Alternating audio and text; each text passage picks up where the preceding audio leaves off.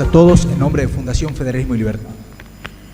Antes de comenzar con la presentación del libro Perón, el fetiche de las masas, quisiera agradecerle mucho a ustedes por venir.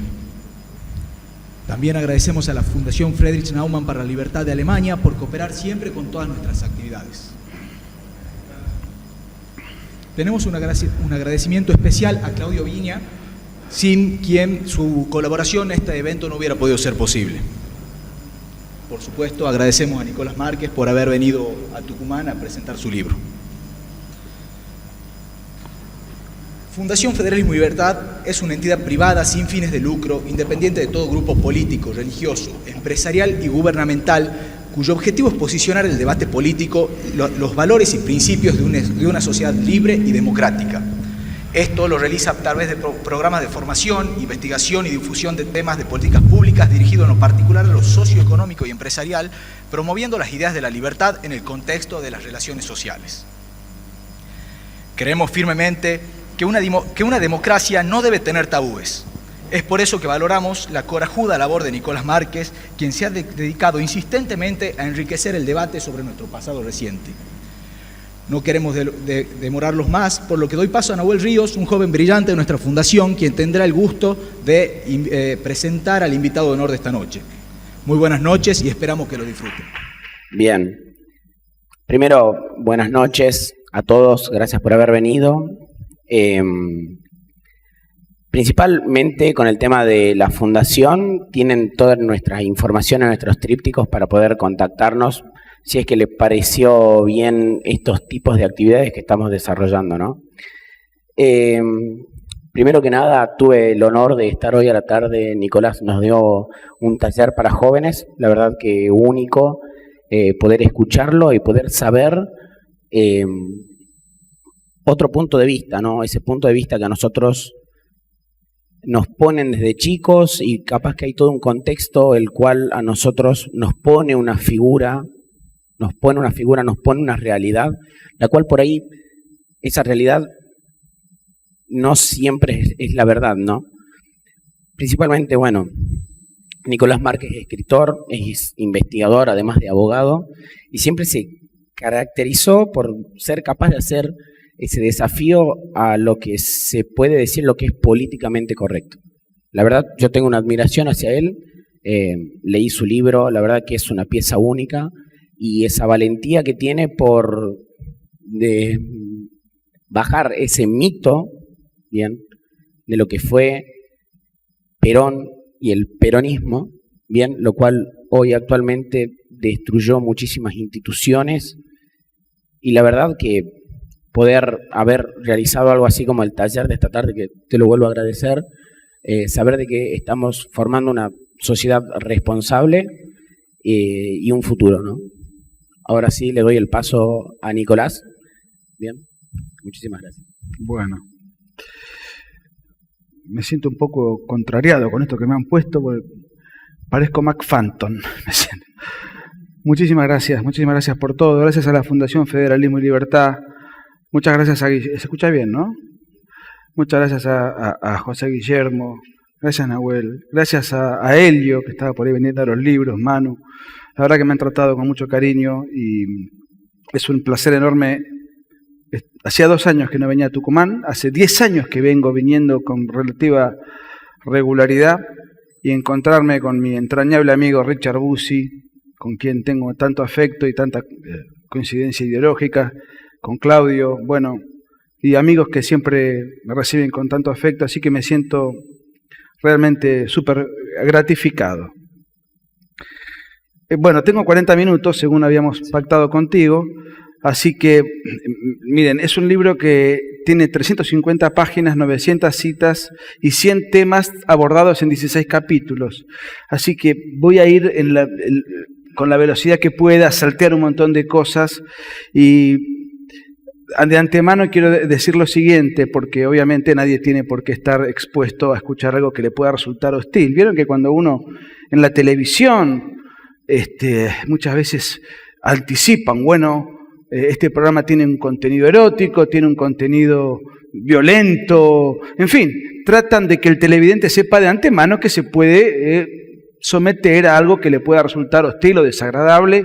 Entonces yo quiero anticiparles que esto va a ser una terapia de gorilismo explícito, en donde quien tema sentirse emocionalmente afectado tiene toda la libertad de no escuchar, por supuesto, algo que no le sea grato. Lo digo desde el vamos porque ya de por sí el título, que es relativamente suave, yo pensaba titularlo de otra manera el libro, El fetiche de las masas. El fetiche es, conforme a la Real Academia Española, es un objeto de adoración oculto de las comunidades primitivas. Muchos consideraron que es, bueno, muy agresivo, pero bueno, la realidad es que yo trato de ser intelectualmente honesto.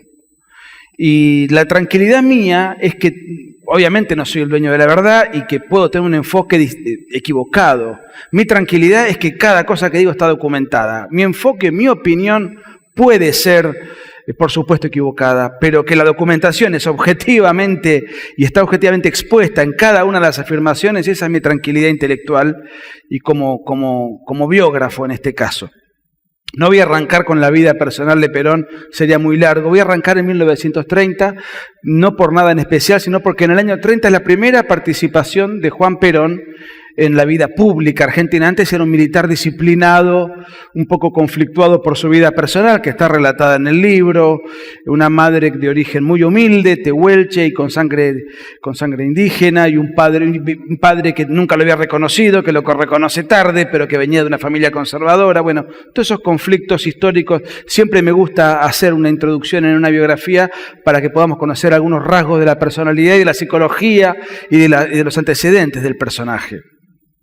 Pero eso no los voy a tratar ahora.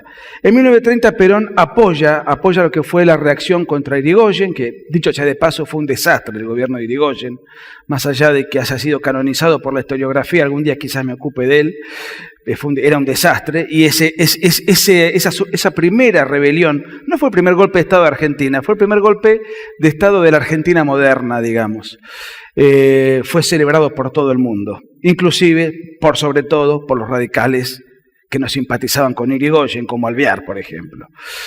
De manera esa de andar demonizando con el tiempo los goles, es parte del relato actual que nos vende el kirchnerismo. Ellos tienen golpes de Estado que demonizan y golpes de Estado que se hacen los otarios, como el del 4 de junio del 43, en el cual también participa Perón. Bueno, en ese momento, ahí aparece de alguna manera una nueva etapa o una nueva versión de lo que fue la tradición conservadora, que duró del 30 al 43. No voy a tratar de hacer mucha historia porque eso ya está en el libro y no quiero ser muy pesado. Lo que quiero decir es lo siguiente. Perón fue un conservador. No quizás por convicción, pero sí por oportunismo, porque si hay algo que a él lo caracterizaba era el oportunismo, el sentido de la oportunidad para trepar. Participa del golpe del año 30, a pesar de que él en el año 16 había dicho haber votado por Irigoyen, y a partir de ahí empieza una carrera de ascenso personal, le va muy bien. Fíjense que al día siguiente del golpe ya tiene su primer nombramiento en el Ministerio de Guerra, empieza a escribir libros. No era fácil escribir libros en los años 30, hoy escribe cualquiera, incluso yo, pero en aquella época no era algo frecuente. Escribe libros bastante malos, dicho sea de paso, y tuvo 2 sumarios castrenses por plagio.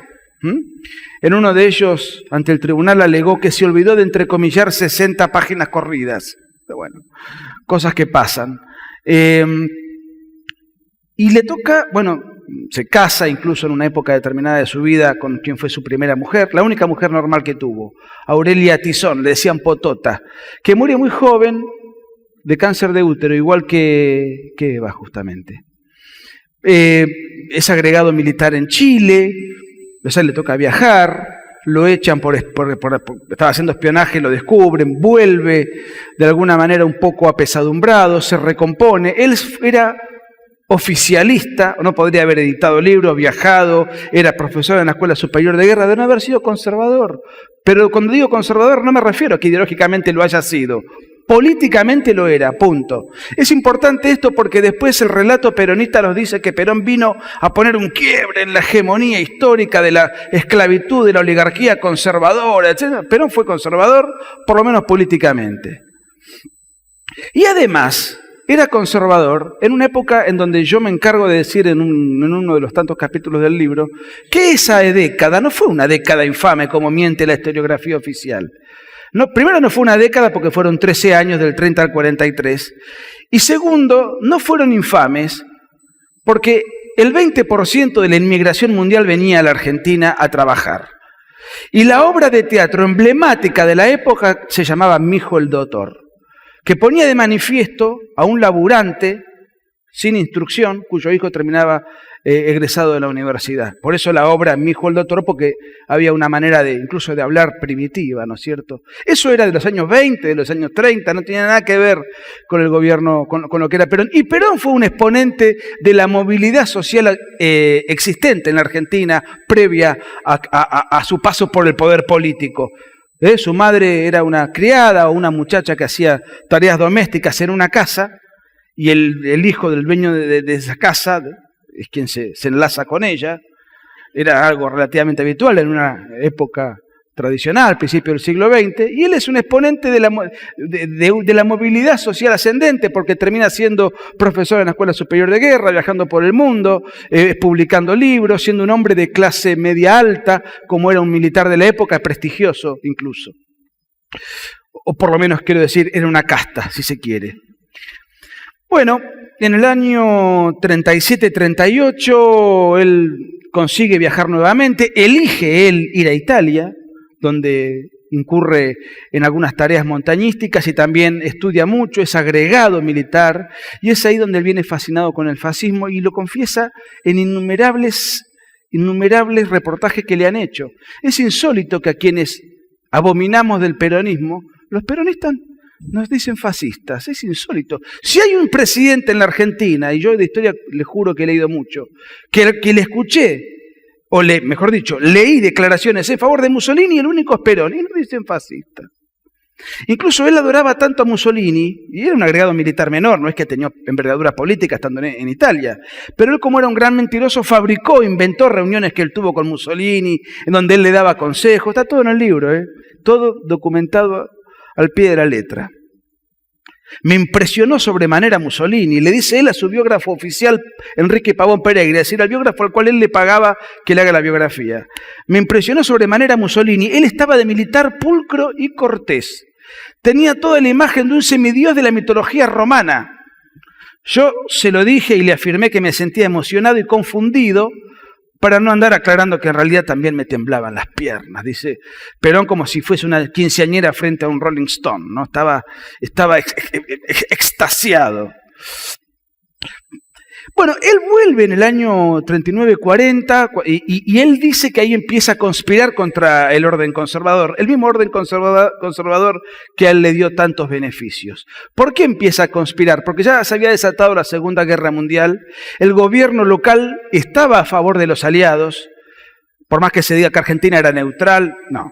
Era militarmente neutral y no me parece mal. También lo fue Estados Unidos, neutral hasta Pearl Harbor. Pero políticamente no era neutral, teníamos negocio con Inglaterra, le vendíamos carne a excelentes precios para que abastezcan al frente que peleaba. Es decir, y acá el gobierno conservador, que muchas veces se lo tacha de fascista, era radicalmente enemigo de la Alianza Libertadora Nacionalista, que era un cónclave ultranacionalista, proeje de la época. Entonces Perón, que viene fascinado con Mussolini, se pone a conspirar contra el gobierno porque querían posicionar a la Argentina del lado del eje, y lo dice él. Y ahí arma una logia que fue el GO. Muchos la deben recordar o han escuchado nombrar, y en el libro está desarrollado qué fue el GO. Que originariamente eran 18 coroneles. ¿Cuál era la ideología? La dice Perón. Se ensayó un ataque frontal de grueso calibre contra la masonería y el judaísmo en el GO. Y contra los frentes populares democráticos. Hay que reconocer que sentíamos una real admiración, yo particularmente, y como ya dije, por el Duce, pero otros del grupo se inclinaban por el proceso alemán. Esa era la ideología que llevó a Perón a conspirar y a conspirar contra el gobierno conservador, que dicho sea de paso a él le dio tanto, o sea, otro gesto de ingratitud. En ese interín, él cuando llega inmediatamente de Italia se va a Mendoza. No es muy relevante lo que hizo en Mendoza, tareas de montañista también como había hecho en Italia. Lo interesante es que ahí se consigue una menor de la cual él abusa, que le decían Piraña, con la cual él la tenía allí, vivía. Bueno, él siempre tuvo esos desvíos eróticos, en el libro están todos detallados. Se vuelve a Buenos Aires con la menor, que vivía con él, El nombre no me acuerdo, está en el libro, pero Piraña era el apodo por la manera de morder, era el apodo que le había puesto Perón.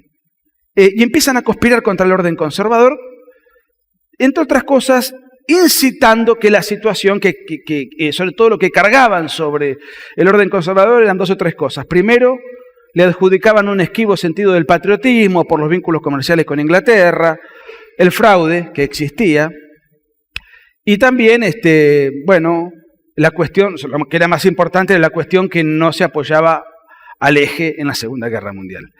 Hoy, cuando estábamos con los chicos, alguien me decía, bueno, pero está bien, la década habrá sido, pero digamos, había fraude, que le pongan infame no es un apodo injusto. Y sí, es injusto, y les voy a explicar por qué muy brevemente, aunque esto sea un pequeño intervalo. La Argentina de la década del 30 albergaba el 20% de la inmigración mundial. Era el país con máxima movilidad social ascendente. Si es cierto que la Argentina era gobernada por una oligarquía de 10 familias y una población esclavizada, quiere decir que el mundo era masoquista, porque toda la inmigración mundial venía a vivir a la Argentina. Eran todos masoquistas que querían ser explotados adrede. Y la Argentina era posiblemente el mejor país del mundo. En los años 30, la Alemania estaba gobernada por Hitler, la Italia por Mussolini, había guerra civil en China, guerra civil en Japón, guerra civil en España y después viene Franco. Y había la Gran Depresión norteamericana que tardó 10 años en recuperarse con 30% de desocupación y los empresarios que se tiraban desde los rascacielos. De América Latina ni me voy a referir porque era un conjunto de tribus que peregrinaban en guerra civil entre sí, con dictadorzuelos de la peor calaña, donde el personaje de Alberto Olmedo histórico era un estadista al lado de los personajes que en ese momento gobernaban América Latina, Perú en guerra con Ecuador, toda Centroamérica en guerras intestinas. Argentina no era comparable con América Latina, no lo teníamos ni en cuenta, no era parámetro, éramos comparables con las grandes potencias del mundo en los términos en los cuales acabo de decir. Entonces, en ese contexto, demonizar a la Argentina porque había fraude, como hay en Tucumán 100 años después, es una injusticia historiográfica. Interesante ver el contexto para que no nos creamos que cuando aparece Perón la Argentina empieza a vivir una fiesta. La Argentina ya era un país que objetivamente tenía un montón de condiciones muy superiores por encima del promedio. Se hace el golpe en el año 43 y Perón empieza a escalar posiciones. Se convierte en ese gobierno militar en una especie de personaje que va creciendo y va ganando posiciones y se va adueñando de ese gobierno. Secretario de Trabajo y Previsión, donde empieza a dar muchos beneficios, aumentos salariales, empieza a congraciarse con los sindicatos obedientes, empieza a promover ciertas leyes laborales, algunas estaban sancionadas pero no tenían, no eran operativas. Después, yo desde el punto de vista ideológico no creo que sea bueno para un país, pero no importa, eso lo podemos discutir en otro momento. En el libro está puesta mi opinión respecto de las leyes laborales. Pueden ser bien intencionadas, pero a la larga no terminan favoreciendo al trabajador. Eso es una discusión aparte. Objetivamente, él se ganó la simpatía de todos esos sectores y fue ministro de guerra, o sea que manejaba las Fuerzas Armadas, y finalmente es vicedictador de la dictadura de Farrell. Ellos, los peronistas, hablan de vicepresidente de un gobierno que era una dictadura militar. Donde fíjense la paradoja, él vota por Irigoyen, le hace el golpe a Irigoyen, crece con los conservadores, le hace el golpe a los conservadores para apoyar a Alemania, pero en el año 45 le declara la guerra a Alemania. Esa es un poco la vida de Perón, ¿no? Donde tenía todo un antisemitismo latente, pero en el año 49 reconoce el Estado de Israel. O sea, el oportunismo es la ideología matriz de este individuo. Y así podemos seguir. Bueno, empieza a ganar una ascendencia importante, popular, todavía en ese gobierno.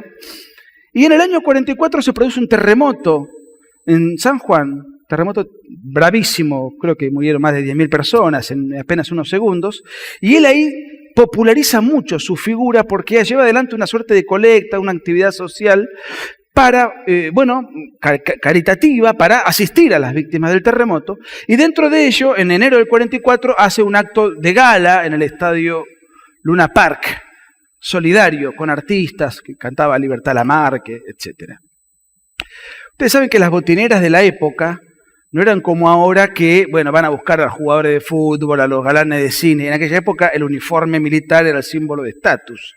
Entonces las botineras buscaban acercarse a los hombres, digamos, de precisamente del ambiente castrense. Es ahí donde se le acerca en esa noche Eva Duarte a Perón, una connotada trepadora. Yo tengo un capítulo donde tengo contabilizado no menos de 20 amantes que ella frecuentaba para, en fin, ir creciendo dentro del mundo de la farándula. Muy mala actriz, con mala dicción, malos modales, muy rústica, pero con Perón realmente tiene una suerte de...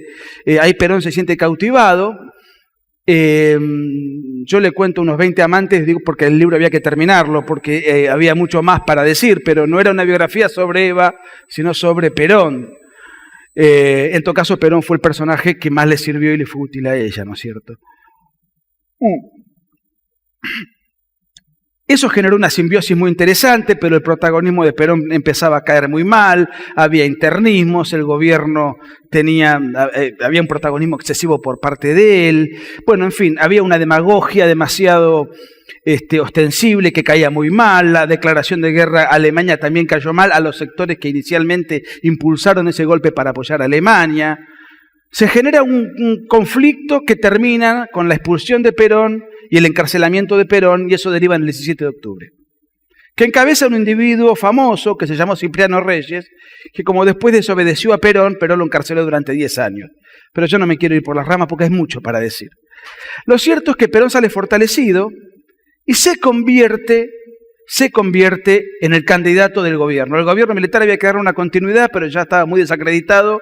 Necesitaban un presidente, un candidato a presidente que continuara, que fuese heredero de ese gobierno. Esto es interesantísimo porque la mitología peronista empieza con el 17 de octubre. El 17 de octubre fue consecuencia de una interna. Perón era el gobierno, Perón era el oficialismo y fue el candidato del continuismo. Fue el candidato del gobierno que surgió de ahí, de donde él construyó todo su poder. Y el relato pretende hacer un punto de inflexión, como que Perón aparece en el año 45, en octubre, y a partir de ahí hay una nueva Argentina. Increíble cómo distorsionan los hechos.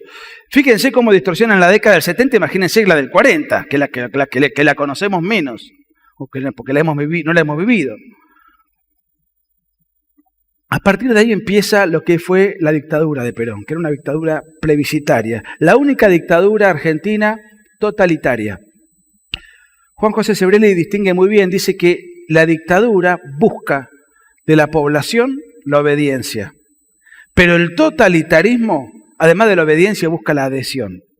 Es algo mucho más abarcativo y se mete en la vida privada de las personas de una manera mucho más invasiva. Ahí empieza un estatismo exacerbado, toda una serie de cuestiones que ahora vamos a ir repasando rápidamente porque es imposible abarcar todo. Y además la curiosidad, quizás en los primeros tiempos, fue el protagonismo que tuvo Eva Perón, donde antes la mujer del presidente tenía un papel secundario relegado a determinadas tareas, como debiera ser, no porque la mujer no merezca tener el papel que quiere, pero digamos, tener un papel institucional por el solo hecho de compartir el lecho conyugal es algo muy poco serio. Y a Perón le preocupaba, porque Eva era una mujer muy bruta, pobre, muy rústica, y entonces a Perón se le preocupaba y le hace aleccionar por un aristócrata ruso para prepararle un viaje a Europa que después ella hizo con empresarios, con su hermanito, que era otro tarambana, del cual le hay dedicado un capítulo, que bueno, también se suicidó tipo Nisman, el hermano de Eva Perón también, bueno. Entonces, claro, cuando viaja con toda una comitiva a Europa, y con todo, y en aquella época era realmente caro, con tanta pompa, una mujer que había sido una actriz que vivía en una pensión, no tiene nada de malo, digo, ese era su patrimonio, y irse a Europa con todo. ¿Quién le paga? Todavía había cierta libertad de prensa, porque estamos hablando del año 47. Entonces el gobierno, ante ese murmullo, algunos cuestionamientos de algunos políticos que todavía podían decir algunas cositas, algún diario que podía todavía cuestionar algo, el gobierno saca un comunicado oficial diciendo que la señora Eva Perón va a viajar a Europa con dinero de su propio peculio. Entonces el diario Provincias Unidas dijo, esto confirma lo mucho que la señora ha peculiado. El diario fue cerrado, el director encarcelado, el dueño fue también encarcelado, y ahí ya empieza una racia importante. Ya, digamos, esta fue lo último que se pudo tolerar. El año donde más diarios se cerraron fue en 1950, 150. No había margen para que nadie pudiese decir una sola palabra. No existía la más mínima chance de poder manifestar una disidencia siquiera en voz baja. Y esto lo vamos a ver un poquito repasándolo en cosas que son realmente un escándalo. Yo tomo algunas cositas porque el libro es muy largo, pero lo que les quiero decir es lo siguiente, inclusive algunas curiosidades. En el año 47, y esto los peronistas lo ponen de manifiesto como un mérito, y es verdad que es un mérito, se sanciona la ley del voto femenino. Voto femenino del cual Perón desconfiaba, porque recién se pone en práctica en el año 51, 4 años después. Perón no lo puso en práctica, se sancionó, pero nunca lo quiso poner en práctica, salvo en las elecciones de diciembre del 51, cuando Eva estaba muy mal, moribunda. Entonces hicieron que ella vote en el lecho, con la urna que le llevan, toda una puesta en escena para sensibilizar a las muchedumbres, y ahí habilitaron el voto femenino. Pero bueno, la ley técnicamente no se puede objetar. Pero curiosamente, en el año 47, mientras supuestamente se amplían derechos, en este caso es un dato objetivo, también se sancionó la ley 5.109 que prohibía el voto a los homosexuales. No hay registro en la historia argentina de un gobierno que le prohíba el voto a los homosexuales. Vale aclarar que era una ley que no tenía mucha vigencia práctica, porque la ley existía como tal, pero había que tener un proctólogo al lado de la urna para saber quién vota y quién no. Era una cosa que no tuvo ninguna operatividad, pero la ley existió y pone de manifiesto una mentalidad. Interesa esto porque son los mismos peronistas los que ahora andan con la ideología del género y estas cosas las silencian. Esta era la mentalidad que tenía Perón. Empieza algo que es una idolatría. Miren, voy a leer una cita de Perón. No hay nada que no esté chequeadísimo. Ustedes saben que Perón además es el padre de la inflación. En Argentina no había inflación hasta que él irrumpió en escena, 50% anual. Y él consideraba que no era culpa de la emisión de monedas sin respaldo, sino de los especuladores. Y, por supuesto, sacó leyes para encarcelar a los especuladores. O sea, un almacenero actualizaba los precios y iba preso. Hay que dar la más absoluta libertad al pueblo en todas las cosas, decía Perón, y restringir la acción política, que es lo que está podrido, que es lo canceroso. A esa ninguna libertad. A esos hay que restringirlos, cerrarlos y no dejarlos mover. Y también a los especuladores, o sea, los que actualizaban los precios. Porque esa es la otra lacra. Después de los políticos opositores, la lacra que sigue son los ladrones que especulan y llevan la intranquilidad y la miseria al pueblo. Esa era la libertad política que existía. Y empezó una situación agobiante en cuanto al culto a la personalidad. Todos los diarios cerrados, un solo noticiero en cadena, las cárceles abarrotadas de presos políticos, Balbín a la cárcel, Frondizi a la cárcel, Scioldi a la cárcel, Repetto a la cárcel. Era una situación realmente agobiante de políticos encarcelados y lo que era peor, artistas encarcelados. El folclorista Atahualpa Yupanqui encarcelado, el pianista Osvaldo Pugliese encarcelado, Libertad Lamarque exiliada, Victoria Ocampo encarcelada. Nadie se acuerda de esa censura con celebridades, que estoy hablando de lo que pasaba en aquella época, ni hablar de los diarios y de los casos más emblemáticos. A esto se sumaba una situación religiosa, por eso el libro es el fetiche de las masas, que es un objeto de adoración. Porque efectivamente se buscó, y eso genera después, más adelante, el conflicto con la Iglesia, implantar la religión oficial del Estado y cualquier otra religión por una religión que fue la religión nacional peronista. Que hay un libro incluso de Bosca relativo a eso. Se dispone, la provincia de La Pampa se llama Eva Perón, la provincia del Chaco, presidente Perón, la provincia de La Plata se llama la ciudad de La Plata, Eva Perón, todo tenía el nombre del dictador y la dictadora consorte. Era una cosa agobiante. Los cuerpos celestes descubiertos por el observatorio Eva Perón deberían tener nombres que exalten las virtudes de Eva Perón. Se descubrieron 3 astros durante la dictadura de Perón. Fueron denominados abanderada, mártir y descamisada. Se cambió el juramento en el Congreso de la Nación. El que tomaba el juramento era el presidente de la Cámara, que era el servil Héctor Cámpora. Juráis ser leales al libertador de la República, general Juan Perón, y a la jefa espiritual de la nación, Eva Perón, a su doctrina y a su movimiento.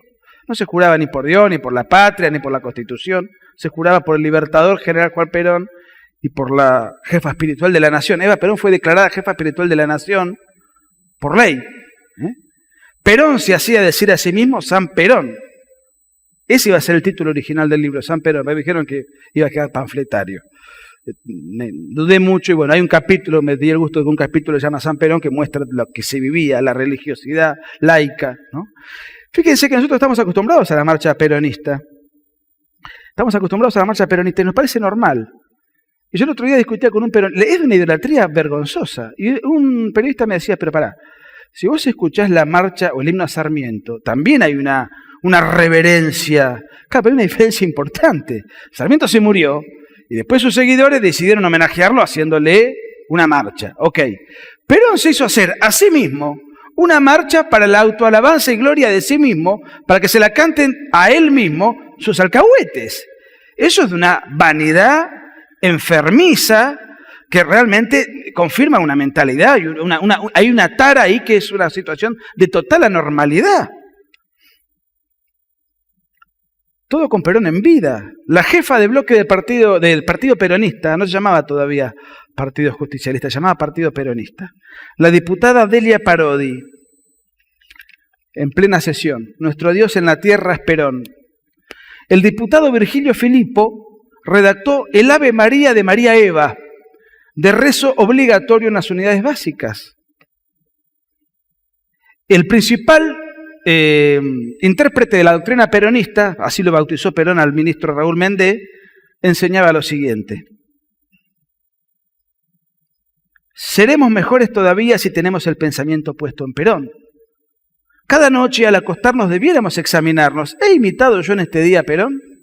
Porque Perón no se equivoca ni puede equivocarse jamás. Los genios y los grandes hombres, sin salvarse uno solo, todos han padecido errores y defectos, todos menos Perón. Cristo se conformó con proponerle al mundo el cristianismo, pero Perón le sacó ventaja. Perón realizó el cristianismo. Sigue, es muy largo, hay un montón de citas así, tiro así al pasar, lo que decía Eva Perón. Bueno, en el libro La razón de mi vida, que le escribieron a Eva Perón, ella dice que Perón tiene un magisterio infalible, o sea, lo que él dice no tiene margen de error. Tengo la cita textual y muchas otras puestas en el libro. Perón escribía en un diario ultraoficialista que era del Estado, como todo, o paraestatal, que llamaba Democracia. Y él escribía con un seudónimo que llamaba Descartes. En ese seudónimo, él se comparaba con Jesucristo. Tengo todas las citas puestas, si quieren les leo, pero lo voy a aburrir. Él no se comparaba en primera persona, escribía en tercera persona. Esto lo saqué de un filme, o sea, está grabado, además, ni siquiera de un archivo. Ni siquiera un archivo, está él dando la conferencia. Miren lo que dice. Nosotros tenemos en este momento de 4 a 5 millones de estudiantes, de gente que estudia, que si no votan hoy, votan mañana. No hay que olvidarse. Tenemos que irlos convenciendo desde que van a la escuela primaria. Yo les agradezco mucho a las madres que les enseñan a decir Perón antes que decir papá. La primera parte de esta acción individual es imprescindible el adoctrinamiento. La escuela primaria constituye entonces el primer escalón de captación y adoctrinamiento de la futura ciudadanía al movimiento justicialista. Eva Perón tengo frases muy parecidas y después tengo todo un trabajo hecho sobre cómo eran los libros de escuela primaria que muchas veces circulan por internet o que muchos han escuchado, de nuestros abuelos, comentarios al respecto, que es una vergüenza. No había otra cosa, no se escuchaba otra cosa. ¿Cuánto queda? Me quedan 10. Bien. ¿Cómo se elegía el personal de estatal? Con un criterio que Perón explicó muy bien. Es menester extremar, organizar y establecer la vigilancia sobre el personal de administración pública. Es indicado como opositor o como indeciso. Él no quería ni para efectuar la selección ideológica de los servidores del Estado, cada gran repartición de todos los ministerios y organismos del Estado deberá llevar a cabo un registro donde se anoten minuciosamente los antecedentes, tendencias ideológicas de cada funcionario y empleado. Miren, en el año 49 Perón llevó adelante una reforma constitucional de facto e ilegal y el criterio era el siguiente: las provincias que son opositoras que no participen. Por ejemplo, la provincia de Corrientes, en la cual el peronismo nunca había ganado, se le impidió participar en la elección. por ejemplo. Así de ese desparpajo era. Era una caricatura la democracia, era una verdadera parodia. Entonces allí reforman la Constitución, la cambian literalmente. Eso está trabajado en un capítulo, con todas las reformas que se imponen, el modo en el cual se proscribe y cuál era el papel de la oposición, nulo de nulidad absoluta. Pero esto le habilita a Perón en el año 52 su reelección dictatorial, ¿no? Renovar el mandato dictatorial.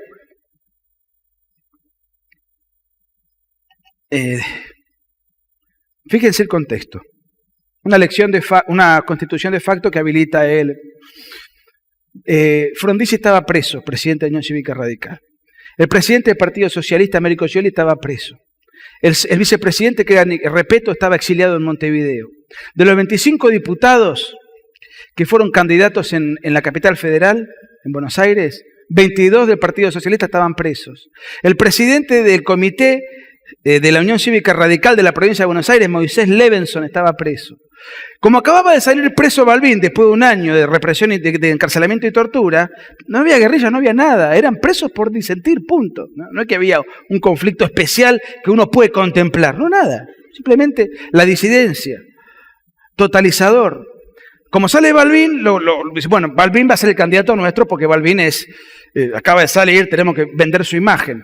Con un agravante, se sancionó una ley que impedía que los partidos pudiesen hacer alianza política. De esa manera, estaba garantizado que la dispersión opositora, ni una radio, ni un diario, ni absolutamente nadie podía hacer nada. Hasta los actos políticos estaban virtualmente proscritos porque aparecían los elementos de choque y enseguida los amedrentaban con tiros. Era una verdadera caricatura. Decía Octavio Paz, célebre pensador mexicano, que la dictadura perfecta es aquella que no se nota que es una dictadura. La de Perón no era perfecta porque se notaba que era una dictadura, pero una dictadura donde intentaba caricaturizar o parodiar una democracia. Y así se va avanzando, Llegamos al año 53, ya Eva Perón muere en el 52, Perón empieza a hacer discursos cada vez más rabiosos, porque antes los discursos rabiosos los daba Eva, y él era el padre que más o menos decía de casa al trabajo y del trabajo a casa. Eva los enardecía y él después más o menos acomodaba. Como Eva había muerto, entonces él empezó, y si ustedes prestan atención, todos los discursos más rabiosos, más violentos y más agresivos de Perón fueron del 53 en adelante. Ahí empieza otra etapa muy peligrosa de Perón, que es las fiestas orgiásticas que se hacían en la Quinta de Olivos con menores de edad, toda una situación que está retratada en el libro con bastante recato, porque no me interesa tanto el chisme, sino la cosa sórdida del personaje que a los 60 años de edad se pone de concubino con una menor de 14, con Nelly Rivas, que no era la única menor que él frecuentaba, pero esa era su predilecta. Y le quedaba algo por conquistar, que era la iglesia. Porque las iglesias empezaban a llenar, más que de lo normal. ¿Por qué? Bueno, la Argentina tenía una viva fe católica todavía, pero ateos y socialistas iban a las iglesias, porque los curas desde el púlpito cuestionaban las fiestas raras, incitaban a que los jóvenes no vayan a la UE sino a la Acción Católica, cuestionaban el culto a la personalidad, solamente hay que adorar a Cristo. Empezaban a decir cosas que no se decían en ningún lugar. Entonces de repente las iglesias iban hasta ateos. ¿Qué haces vos acá, socialista? No, la gente estaba ávida de escuchar otra cosa. Eso a Perón lo enardeció. Y empieza la persecución a la iglesia. Hay una lucha por ver cuál es la religión del Estado. Miren, quiero ser rápido, lo más rápido posible. Esto derivó en una situación cada vez más insoportable, cada vez más intolerable. No existía absolutamente nada, no había un espacio ni siquiera mínimo, todo era temor, el guardián de manzana controlando, las casas se hablaban en voz baja, en un clima de un agobio notable. La ciudad de Montevideo era equivalente a Buenos Aires de lo que hoy es Miami para los cubanos que viven en La Habana. Es el lugar donde están exiliados los familiares que mandan cosas, que se comunican clandestinamente, etcétera, etcétera. Tengo un capítulo dedicado a cómo vivían todos los cómo se exiliaban por las noches a remo, toda la cuestión, ¿no es cierto? En ese contexto, voy a avanzar porque me he salteado 1000 temas, pero en todo caso después va a haber espacio para preguntas. Aparece la famosa reacción de la Marina del 16 de junio del 55, que ahora se cumplieron 60 años, que fue muy cuestionada y que es el aspecto que más se le cuestiona al antiperonismo. Yo no se lo cuestiono. Después en todo caso lo podemos debatir. No había otra forma, no había alternativa. La Constitución dice que cuando una persona tiene la suma del poder público, gobierna por encima de la ley, el derecho a la rebelión está contemplado en la Constitución. El 16 de junio del 55 a la mañana iba a haber una coreografía de aviones que iban a hacer, que iba a ser una especie de espectáculo público. Perón iba a estar arriba, en la parte superior de la Casa Rosada. Aviones de la Marina se iban a mimetizar un poco con esa coreografía, iban a bombardear la Casa Rosada y el objetivo era matar al dictador. Puede sonar descabellado, puede sonar un episodio temerario, pero bueno, la realidad es que eso pone de manifiesto el clima de desesperación que se vivía. Porque realmente había que agarrar un avión para hacer eso, había un clima de verdadera desesperación. Ahora, la cantidad de muertos real no es como dice la película de Leonardo Fabio, que hubo 400 con toda la música que le ponen, hubo 165, lo cual es lamentable. Por culpa de Perón hubo 165. Les voy a explicar por qué. Perón ordenó suspender la coreografía porque sabía de los bombardeos, mandó a poner toda la artillería antiaérea en la Casa Rosada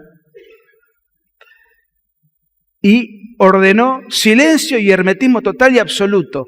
No mandó a evacuar la Casa Rosada, no mandó a cortar la calle, no mandó a hacer absolutamente nada para que los bombardeos maten mucha gente y él tirarles los muertos a sus enemigos para que paguen el costo político.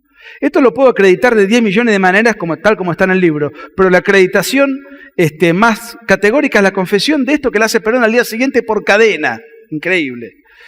Perón ese día se escondió en el sótano de la Casa de Gobierno, y tengo todos los testimonios de quienes estaban con él, semidesmayado con un panic attack, lo que en aquella época se conocía como cagazo, ahora le dicen panic attack en términos técnicos. Al día siguiente habla, y miren lo que dice, lo voy a decir despacito. Cuando el ataque se inició sobre la Casa de Gobierno, o sea, no sobre Plaza de Mayo, como miente la historiografía kirchnerista o peronista, se inició sobre la Casa de Gobierno, nosotros, por nuestro servicio de informaciones, habíamos sido advertidos con anterioridad. Lo que permitió establecer inmediatamente nuestro puesto de comando y responder a las acciones que el enemigo inició sobre la Casa de Gobierno. Por eso muchas de las bombas no caían, o caían en lugares equivocados, porque los aviones eran bombardeados. Lo está diciendo Perón. Y esto está en YouTube, el audio. Fue una cadena en radio. Después dice, es indudable, y ahí se excusa de por qué se escondió en el sótano de un ministerio. Es indudable que de haber permanecido el gobierno en su sede natural habría sido destruido. Es indiscutible que toda esa acción se ha dirigido sobre mi persona. Dice que fue sobre la Casa de Gobierno, que lo sabían de antemano, que se tuvo el tiempo de esconderse, que pusieron poner toda la disposición militar para repeler el ataque y que se dirigió contra su persona. La historiografía después dijo que fue contra la población civil, indiscriminadamente, en Plaza de Mayo, etcétera, etcétera. Además convocaron a la gente a defender la Casa de Gobierno. Les cuento una anécdota que está en el libro que es desopilante. El periodista del diario Clarín, acreditado en Casa de Gobierno, cuenta que había un clima de tensión en el personal administrativo, porque veían que había militares que subían todo el tiempo a la azotea armados desde temprano. La acción fue a las 2 de la tarde. Desde las 8 de la mañana estaban armando toda la artillería antiaérea. Ni un solo burócrata de la dependencia fue evacuado. Perón especulaba con que esos muertos después se los arrojaba a sus enemigos. Lo que pasa es que le salió mal, porque después de ese episodio los grupos de tarea del peronismo salieron a quemar las iglesias esa misma noche. Y una mala noticia fue tapada con otra mala noticia. Entonces lo que quedó finalmente fue lo último, las iglesias quemadas, dentro de las cuales mataron a un sacerdote, el padre Jacobo Wagner. Esto ya, estoy en la última, ¿cuánto queda? No tenés tiempo, pero no te quiero cortar porque viene la Revolución Libertadora. Viene la Revolución Libertadora. Bueno, ahí empieza la Revolución Libertadora, pero realmente queda desconcertado, desorientado, asustado. Pero se hace el democrático un rato. Les cuento una anécdota que es desopilante. Como se asusta y no sabe para dónde disparar, incluso intentó renunciar, se hace el democrático y deja por primera vez en 10 años que un dirigente opositor hable por radio, uno por partido, nada más. Entonces, por el radicalismo habló el presidente, que fue Frondizi, habló Solano Lima por el Partido Conservador, justamente. No me acuerdo de quién habló por el Partido Demócrata Progresista, y los socialistas, que siempre se pelean, querían hablar Repetto y Scioldi. Pidieron hablar los dos, no dejaron hablar a los dos, que tenía que hablar uno solo, al final ellos repartieron clandestinamente. Había que elevar el texto, ser aprobado por una comisión de la dictadura y después grabado en diferido y después se transmitía. Por eso son textos son mensajes con una crítica muy medida, ¿no es cierto? ¿Qué dijo la crónica de Clarín? La tengo en el libro transcripta, al día siguiente del discurso de Frondizi. Che, qué linda voz que tiene Frondizi. Tiene una voz radiofónica, presidente del principal partido de la oposición. Después de 10 años no le conocían la voz. Le conocían de nombre, más o menos. Eso era la democracia. Y eso, los peronistas se horrorizan de que haya habido una revolución. Había que hacerla. Solamente cuando Balbín fue candidato en el 52, solamente los diarios lo podían nombrar, pero con un deliberado error tipográfico. Blablín tenían que poner. Era la orden. Eso era realmente. Ahora, en un momento determinado, en ese contexto tan complicado, después Perón da sus discursos más rabiosos, un general de la nación retirado con 59 años de edad en aquella época hoy es una persona joven, pero en el año 55 con 59 años era una persona realmente mayor. Dice, yo esto no lo puedo tolerar, había mucho miedo, la marina se había sublevado, pero el ejército no, había un clima muy extraño. Va con su hijo y su mujer desde la estación de Plaza 11 hasta Córdoba con un bolsito, vestido de civil, con un bolsito con el uniforme. El general Eduardo Lonardi. Llega a Córdoba a las 6 de la mañana del día siguiente, va a la escuela de artillería, hace una arenga con unos cadetes y dice, vamos a tomar la escuela.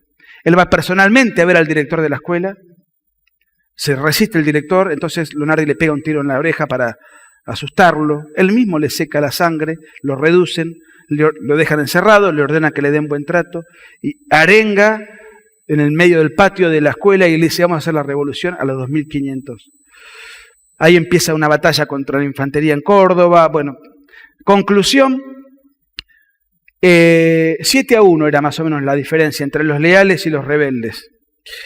Tengo todo el detalle de la Revolución Libertadora, es increíble, una semana entera de tiros donde sabían deliberadamente que se iban a morir. No había forma de prosperar porque era el 15% del personal militar rebelde contra el 85% leal.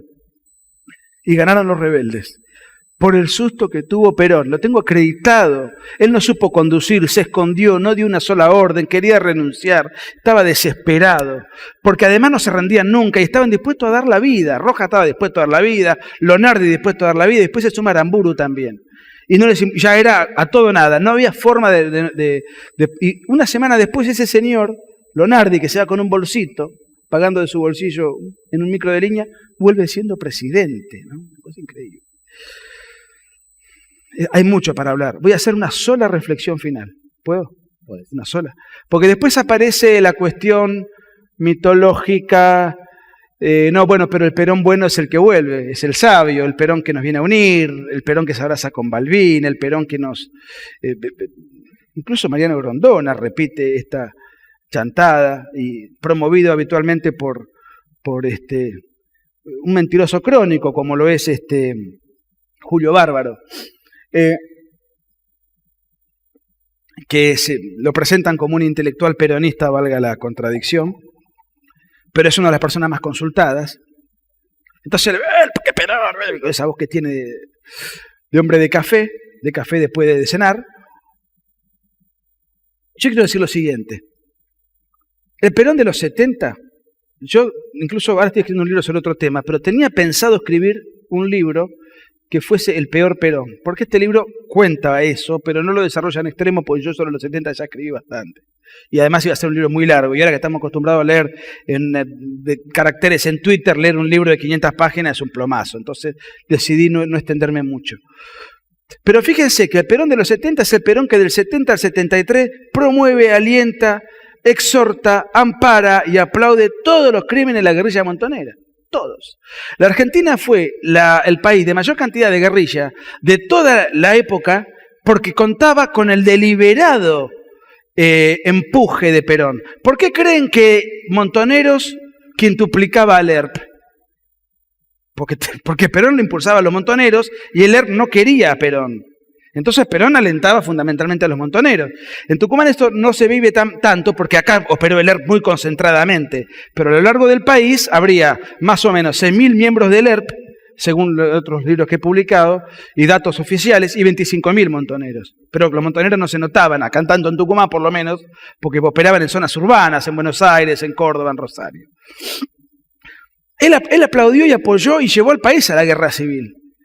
Y cuando le matan a Rucci, él empieza a operar con los grupos de la AAA, con el chamán, el brujo, el esotérico que él se trajo de Madrid. Y cuando le matan a Rucci, él se pelea con los montoneros. Bueno, se pelea con los montoneros porque le matan a Rucci porque él era un defensor de la vida. Porque cuando matan a Aramburu le mandó una carta de felicitación. Lo que pasa es que Rucci era una persona de él. Se daba cuenta que no podía controlar lo que él había engendrado.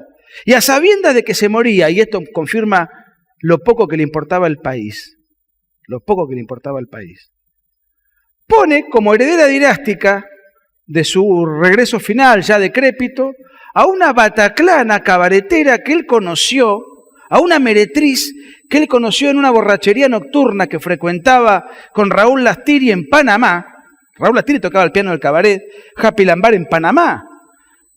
Bailaba el caño Isabel, y el que presenta a todos ellos era Roberto Galán.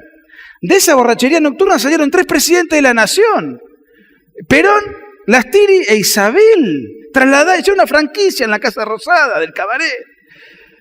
Pero eso es el peronismo, por favor, eso es el peronismo, no son inventos, son datos históricos confirmadísimos. Y nos deja a Isabel Perón, que era una especie de, una Jessica Sirio sin encanto, pero que además no es culpa de ella, pobre Isabel, no es culpa de ella. ¿Quién la puso ahí? ¿Quién fue el irresponsable que le importó un rábano las instituciones, la república, las nuevas generaciones que la puso ahí? Entonces, si realmente el último Perón es el Perón sabio, me quedo con el anterior, mire lo que le digo.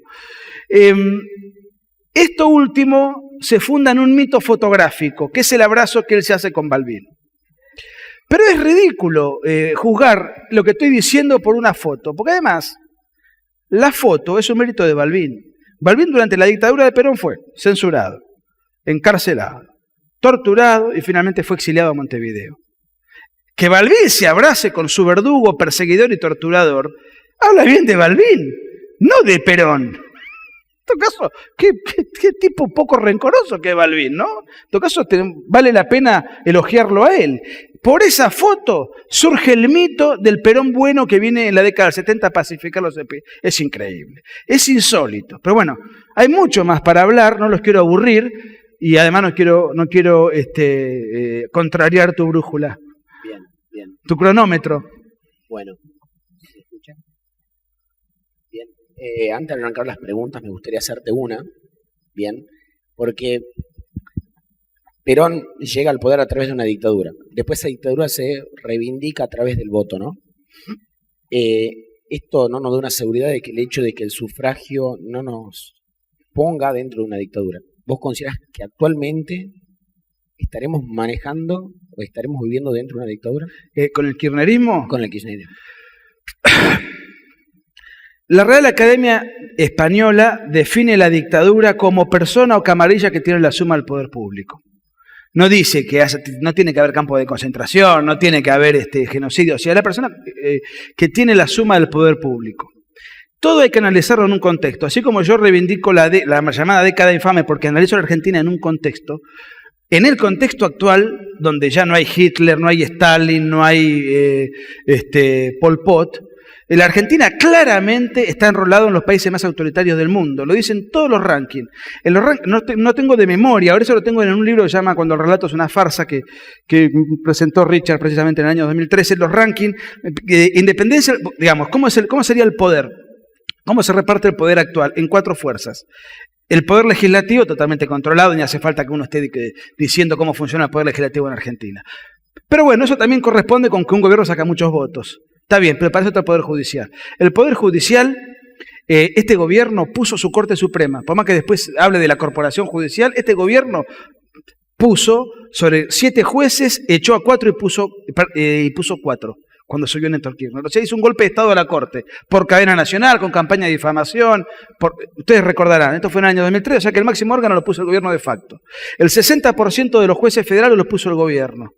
Y Argentina, creo, si mal no recuerdo, tendría que chequear, por lo menos es un ranking del año 2013, no lo tengo actualizado, sobre 175 países, Argentina ocupaba en independencia del Poder Judicial el lugar número 165.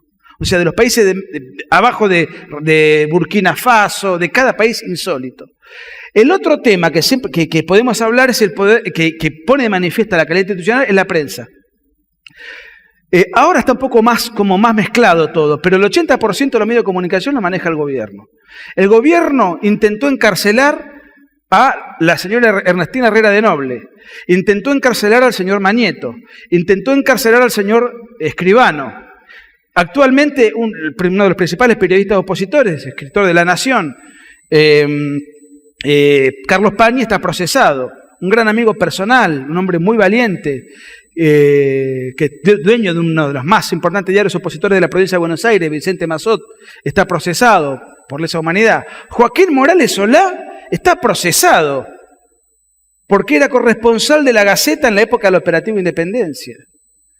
Es decir, no queda ninguna duda, y de hecho en el ranking mundial de libertad de prensa Argentina está junto con Venezuela y algunos otros países. Yo creo que en los últimos tiempos un poco se suavizó la cuestión, pero hubo momentos realmente complicados. Todo el mundo sospechado de tener teléfonos pinchados. Ahora, si comparamos esto con Fidel Castro, si lo comparamos con las dictaduras clásicas del siglo XX, no parece una dictadura. Si lo comparamos con el mundo actual, con el mundo contemporáneo, indudablemente Argentina es uno de los países más autoritarios del mundo.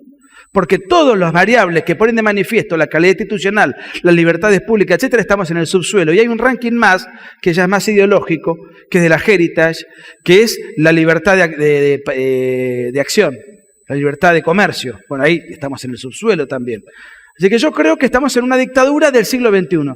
¿Y qué quiero decir con esto? El socialismo del siglo XXI no es como el socialismo del siglo XX. Correa, Evo Morales, Chávez, no han sido Stalin, Mao Zedong, no han sido así. Han sido dictaduras acomodadas a los tiempos que corren. Bueno, nosotros formamos parte de eso, de una dictadura del siglo XXI. O sea, mucho menos cruenta, inclusive es menos cruenta porque es más inteligente, es mejor. Ustedes fíjense lo siguiente, en la actual forma de dictadura hay una diferencia con la dictadura clásica. La dictadura clásica ejerce represión, la dictadura actual ejerce presión. Y el miedo es más barato que la represión, y pagás menos costos políticos, y te permitís tener la parodia de que vivís en un sistema democrático. Quiero poner un ejemplo. La dictadura de Chávez, que nadie más o menos informado duda que es una dictadura, por ejemplo. Hay diarios opositores, hay libros opositores. En la dictadura de Perón eso no pasaba. O sea, Venezuela hoy es una panacea comparado con lo que hoy relaté respecto de este libro, ¿no? Pero bueno, para redondear, creo que vivimos en una dictadura conforme a la coyuntura del 2015. Bien, muchas gracias. Bien, vamos a ir con las preguntas. Bien, ahí están los micrófonos. Por favor, sean puntuales con las preguntas. Allá tenemos una. Buenas noches. Dicho de otro modo, ¿el kirchnerismo es el mejor intérprete del estilo Perón? Yo no tengo ninguna duda de que este es un gobierno peronista. Este es un gobierno lo más parecido posible a lo que fue el peronismo histórico, por un montón de similitudes. El estatismo económico, el aislacionismo político respecto del concierto de las naciones, la persecución a la prensa, el culto a la personalidad, la idolatría que la viuda hace hacia el viudo y que en aquella época el viudo hacía respecto de la viuda. Pero esto es una versión muy atemperada, por eso es una versión del siglo XXI, ¿no es cierto? Es lo más parecido posible en todo sentido. Hay una sola diferencia para mí.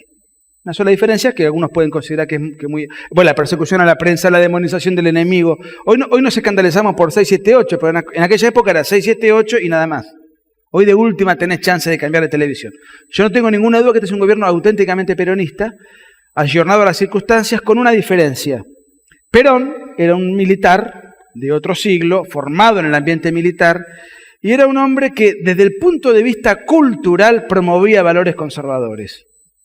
O sea, Perón no iba a estar aplaudiendo y abrazado a los travestis, haciendo matrimonios raros, no iba a estar promoviendo determinadas liberalizaciones de determinadas costumbres. Eso Perón no lo hacía.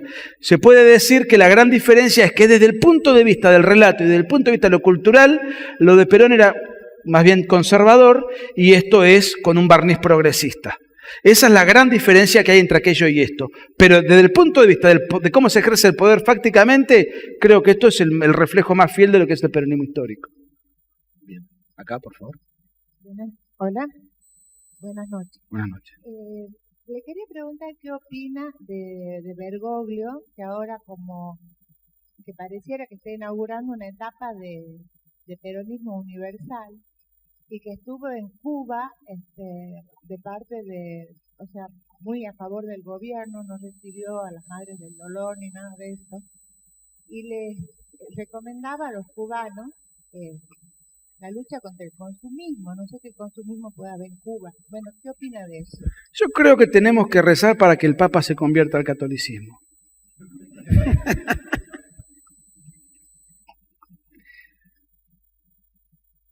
Eso tengo para decirle. Bien. ¿Otra pregunta? Sí. Para Sí. el señor del autor del libro, realmente es muy satisfecho por su exposición. Y realmente, como usted es un estudioso de la historia, un analista, ve con esperanza precisamente este cambio, porque acá hay mucha gente que compartimos con federalismo y libertad, indudablemente, porque si no, no estaríamos acá. Lo ve con una esperanza, no digo al corto ni mediano, por lo menos a largo plazo, de que cambiemos este estado de situación.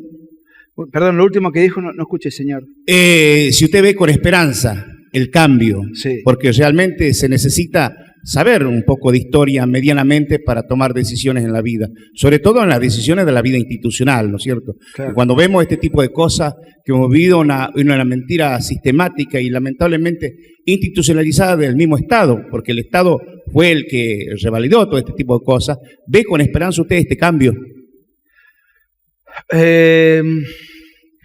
Yo creo, yo no me siento identificado con ninguno de los tres candidatos. Lo he dicho muchas veces que si yo viviese en Tucumán sería republicano, lo he dicho siempre. Pero a nivel nacional, digamos, yo no me siento identificado con ninguno de los tres candidatos. Voy a votar por Macri, o sea, lo digo con total crudeza, y después de votar por Macri me voy a ir a confesar, porque la verdad que no quiero votar por Macri, pero voy a votar por Macri.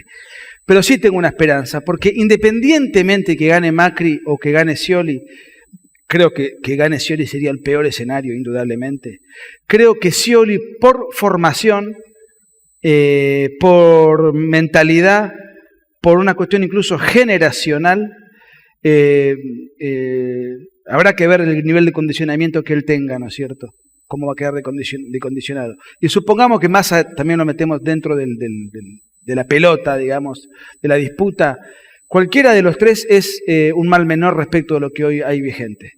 O sea que tengo esperanza porque creo que se viene un tiempo menos despreciable para la Argentina. No sé cuánto menos, no sé tampoco si va a aparecer algún tapado que haga un cambio realmente positivo. Sí sé positivamente que ninguno de estos tres personajes tiene ni el resentimiento de que tuvieron los montoneros, ni vivió nada de todo eso. Pertenecen a otra generación, se parecen bastante entre sí en muchos aspectos. Me puede gustar más uno que otro o me puede disgustar menos uno que otro, pero yo creo que va a haber un clima de menos hostilidad, de menos persecución, de mayor institucionalidad, de más apertura al mundo, y aunque ellos no tuviesen esa convicción, lo van a tener que hacer porque esto no se puede sostener mucho tiempo más. Así que yo tengo una esperanza modesta. Tengo una esperanza modesta. Bien. ¿Alguien más? Allá.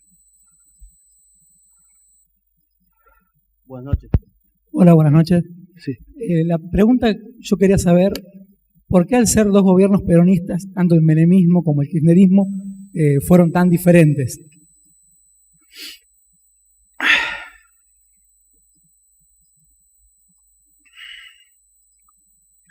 Bueno, es muy difícil realmente poder contestar, pues yo tendría que estar en el fuero íntimo de Menem y de Kirchner. Yo tengo 3 o 4 ideas que me hacen suponer por qué pasó así. Primero, Menem no pertenece a la generación de los montoneros. La época de la juventud. Benégas Lynch dice que la ideología de tu juventud es la ideología que te marca para siempre. Y cuando los montoneros masacraban gente, Menem ya era gobernador de La Rioja, era un poco más grande que ellos, mamó otro peronismo, un peronismo distinto. No tuvo esa cuestión de la revolución, no tuvo nada de todo eso. Eso por un lado. Por otro lado, Menem asume, también hay que ver el contexto, con un Estado destrozado, inflacionista, sin luz, sin agua, sin petróleo, aislado del mundo, con hiperinflación y en el mismo año en el cual cae el muro de Berlín. ¿Qué iba a hacer Menem? ¿A dónde iba a ir? En donde además había gran consenso en ese momento en la opinión pública para privatizar. Tanto sea por la oportuna prédica que tenía Alzogaray, que tenía un 10% de los votos, un número significativo, como por la propia prédica de Angelos, que en el año 89 le roba el discurso a Alzogaray y dice que hay que privatizar. Y que además el periodista por excelencia que más influyó en la opinión pública en la época, que era Neustadt, lo venía fogoneando todo el tiempo. O sea que había un consenso para privatizar. A Menem no le quedaba un consenso interno. A Menem no le quedaba más remedio porque el Estado estaba implesionado y además había consenso internacional porque acababa de caer el comunismo, o por lo menos el símbolo de todo lo que eso significaba. O sea que él encontró realmente un camino como para llevar adelante una transformación por causas externas. Después las motivaciones internas de Menem no las conozco, nunca lo traté a Menem, nunca hablé con él, pero tengo la impresión de que él es un hombre, más allá de que las condena por corrupción, eso yo no voy a defender nada de todo eso, pero tengo la impresión de que no es una persona envenenada con el mundo. Y voy a poner un solo ejemplo. Néstor Kirchner, que se enriqueció durante el gobierno militar, como nadie, encarceló a los militares, persiguió a una generación gubernamental de la cual él fue beneficiario y millonario. Menem estuvo 5 años preso durante el gobierno militar y indultó. Eso pone de manifiesto calidades humanas distintas. Pero bueno, ya eso meterme en el fuero íntimo y yo estoy haciendo especulaciones nada más. Pero creo que esos dos contextos muy distintos que había, Néstor Kirchner además asume en un contexto que es diametralmente opuesto. Te lo resumo muy rápido. Lo que se conoció como el neoliberalismo estaba desprestigiado. Se producen además una serie de golpes de Estado en toda América Latina. Acá le hacen un golpe de Estado a De la Rúa y eso derivó después en que venga Kirchner. En Venezuela derrocan al presidente Andrés Pérez y eso deriva después en el chavismo. En Ecuador derrocan a Lucio Gutiérrez, deriva en Correa. En Bolivia derrocan primero a Sánchez de Lozada y después a Mesa y eso deriva en Evo Morales. O sea, empieza toda otra movida de demonización del capitalismo y de toda una serie de cuestiones que también fueron funcionales para que Kirchner su efervescencia setentista la pudiese explayar. Los contextos internacionales que condicionaron mucho a uno como a otro, más allá de las cualidades individuales de un presidente y otro. Y el otro tema es la cuestión generacional que te decía. Bien, la última pregunta. Acá. Está el micrófono, disculpe. ¿Cómo, señor? ¿Cómo?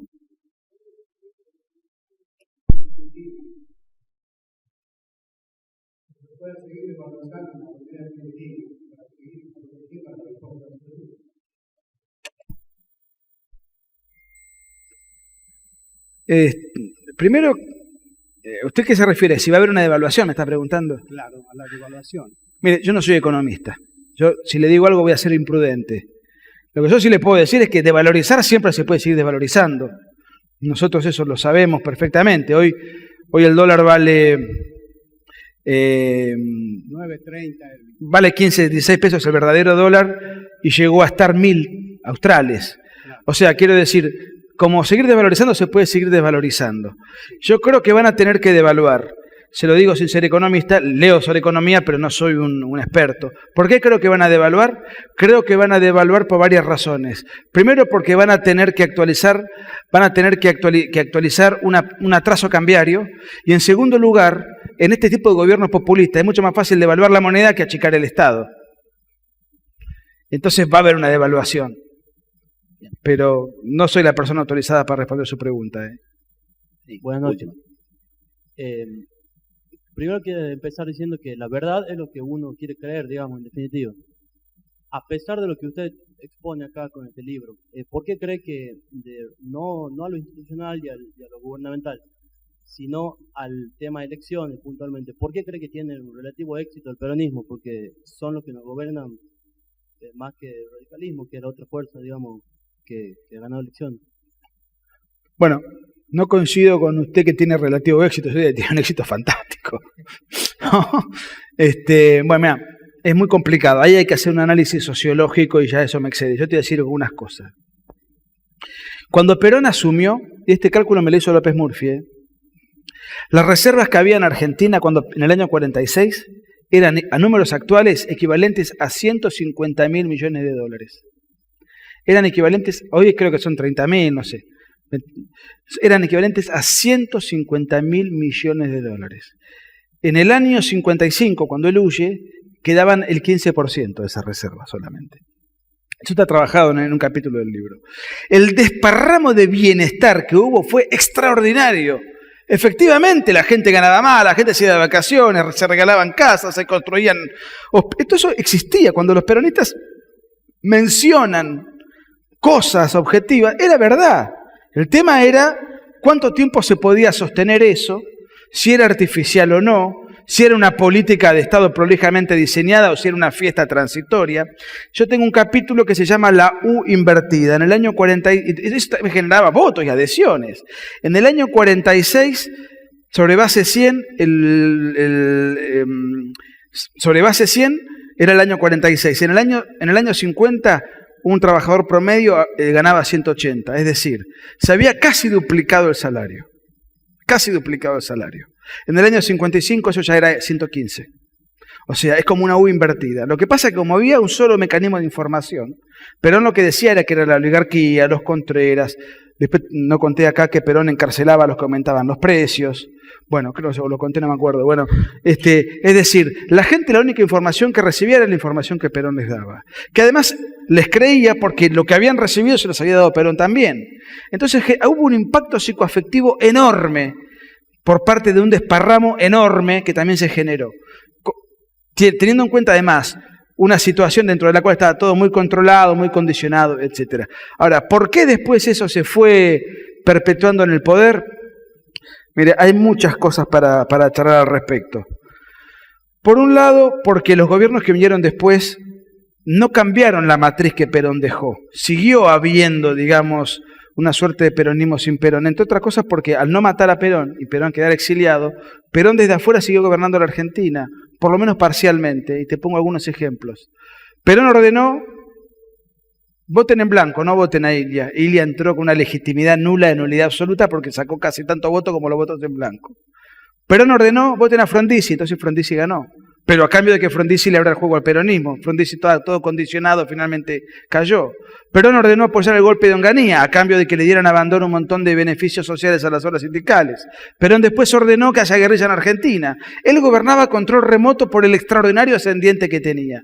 Ascendiente que pudo construir por la enorme cantidad de plata que despilfarró, por el extraordinario carisma personal que él tenía, era súper seductor, muy carismático, extraordinario orador, tenía dotes muy hábiles, por el mito de la proscripción que quedó también, y eso fue generando también un fantasma, una situación, una ilusión, que indudablemente eso quedó marcado de una manera muy profunda. Y después creo que la oposición también no ha sabido contrarrestar, no ha sido inteligente, no ha sabido explicar, no ha sabido refutar, ha cedido y concedido mucho, acepta el relato peronista como tal, y tuvo situaciones de extremo.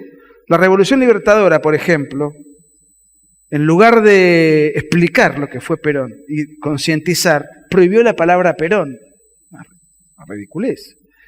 Entonces, digamos, yo creo que hubo mucha torpeza también del sector no peronista de no saber cómo poder contrarrestar y superar el nivel de adhesión y el impacto emocional que Perón generó en gran parte de la población. Ahora, esto desde el punto de vista histórico, desde el punto de vista actual, con una determinada, enorme cantidad de gente en la miseria, con un aparato de clientelista extraordinario, con dependientes del Estado a borbotones por todo concepto. El otro día estaba leyendo el informe de José Luis Esper, contaba que sobre 19 millones de habitantes, 7 dependen de la actividad privada y 12 del Estado.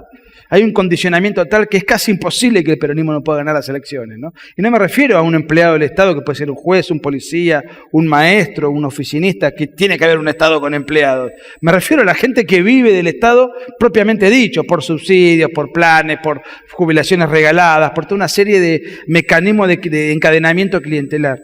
Hoy ya estamos en una situación muy complicada, pero lo que vos me preguntás a mí me excede, pues yo escribí una biografía y lo tuyo es más sociológico, y yo tengo algunas apreciaciones, pero no tengo una opinión cerrada de eso.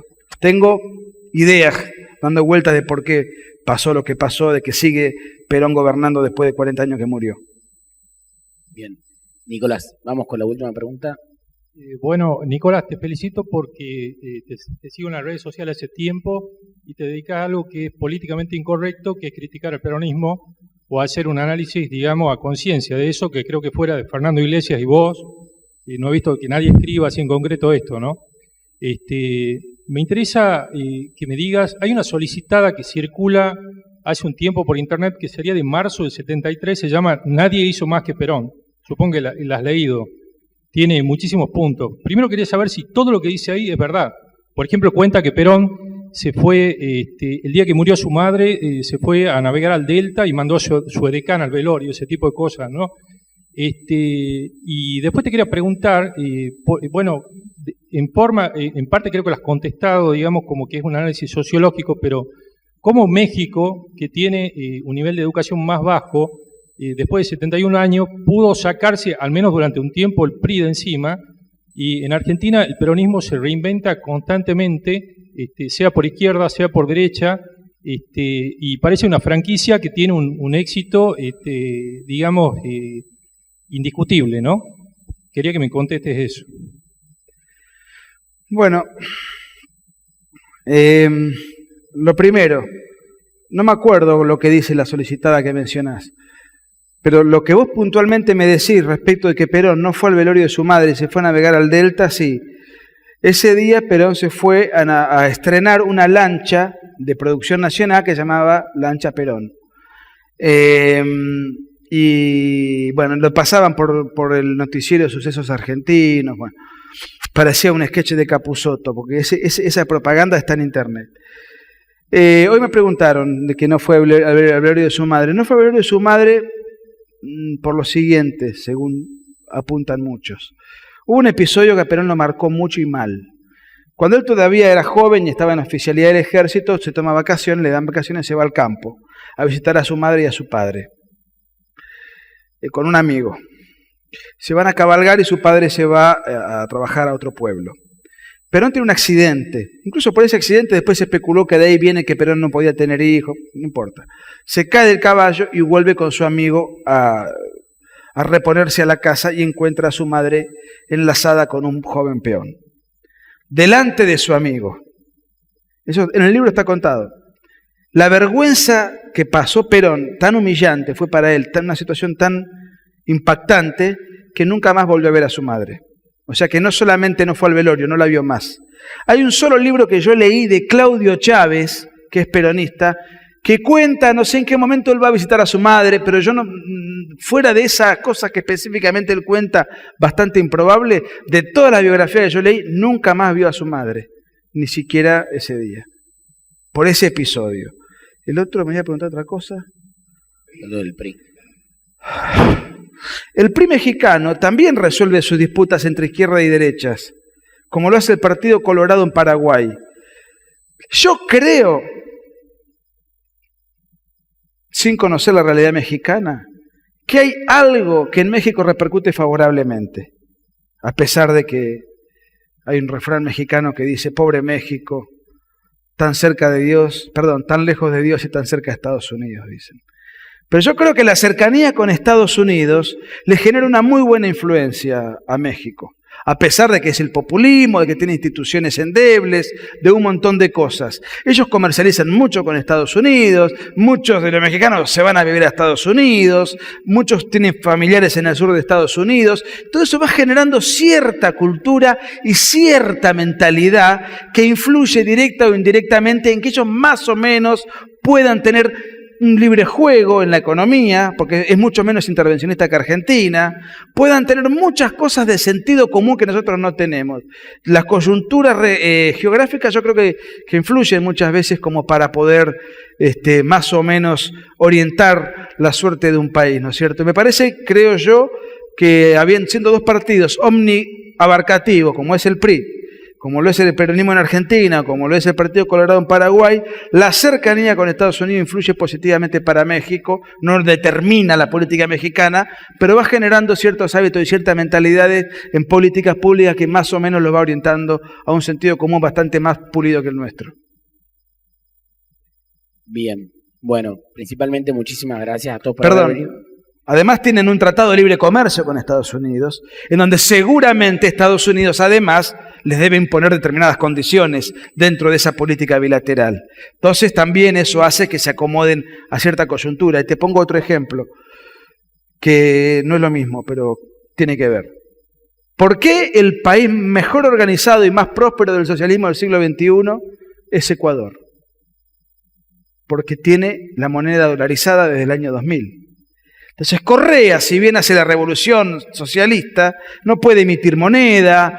O sea, hay un montón. Esos condicionamientos hacen que los países tengan a pesar de ello, no por mérito de ellos, tengan un funcionamiento mejor, y es el país del socialismo, el único país del socialismo del siglo XXI que no tiene inflación. Por ejemplo, ¿no? Se me ocurre pensar un poco en voz alta, los acuerdos bilaterales, que son muchos, de México con Estados Unidos, también deben condicionar la política y la administración pública de México. Bien. Bueno, principalmente muchísimas gracias a todos por haber venido y pido un fuerte aplauso para Nicolás Márquez. Muchas gracias.